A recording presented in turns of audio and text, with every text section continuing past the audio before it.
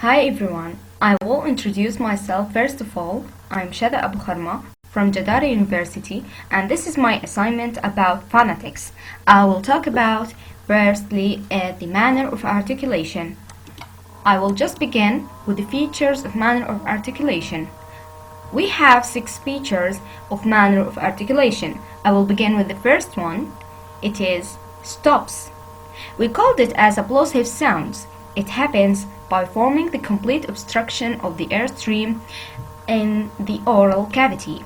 The sounds that are happened in these stops: pa, ba, ta, da, ka, ga, a.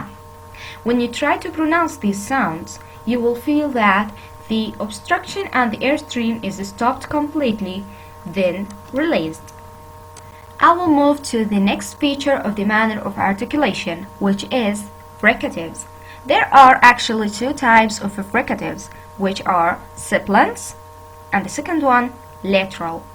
It happens by forming the nearly complete obstruction of the airstream in the vocal tract and therefore producing slight friction. The sounds are sa, za, ra, sha.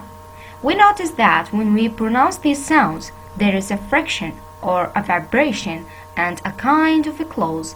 There is a space where we can release the air out after we pronounce these sounds. Then I will move to the third feature of the manner of articulation, which is affricates.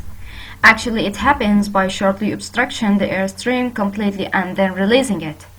We have 2 features to produce the sound affricates. We have stop and fricative. The sounds are ja and cha. If we notice that each one of them has a double sound. For example, the sound ja begin with a completely stop and then releasing the air in the airstream. Then we have here the fourth feature of the manner of articulation, which is liquids. The construction of the airstream is not narrow enough to block the vocal tract, that which cause a turbulence. The sounds are la and ra. The obstruction was not straight enough to be a complete stop in the vocal cords to produce the sounds. Then we have the 5th feature of the manner of articulation, which is glides. It happens by forming a slight closure of the articulators, little or no obstruction of the airstream with the tongue in gliding fashion. The sounds are ya and wa. The stop of the tongue when we pronounce just, for example, ya, the mouth and the tongue will be in bent position so that we can pronounce the sounds in correct way. Then we have here the last feature of the manner of articulation, which is nasals. It happens by lowering the velum so that the airstream goes through the nasal cavity only. The sounds are na and sounds that come out when it will be releasing the air and pronouncing the sounds from the nose to pronounce them correctly, so that they called it nasal. Here we have a small scheme for the manner of articulation. We have here 6 features, as we said, to summarize the manner of articulation. The first one is the stops: pa, ba, ta, da, ka, ga, a. And the second feature, fricatives: sa, za, ja, sha. The third feature, affricates: ja and cha. And the next one, glides: ya, wa. The next one, liquids: la and ra. And the last one, nasals, is ma, na, and we have sound. Here we have a schedule for the samples to know if it is place of articulation, interdental, alveopalatal, velar, or labial, or bilabial, or dental, and know if the consonant sample is one of the 6 features we take it from the manner of articulation, and the voicing.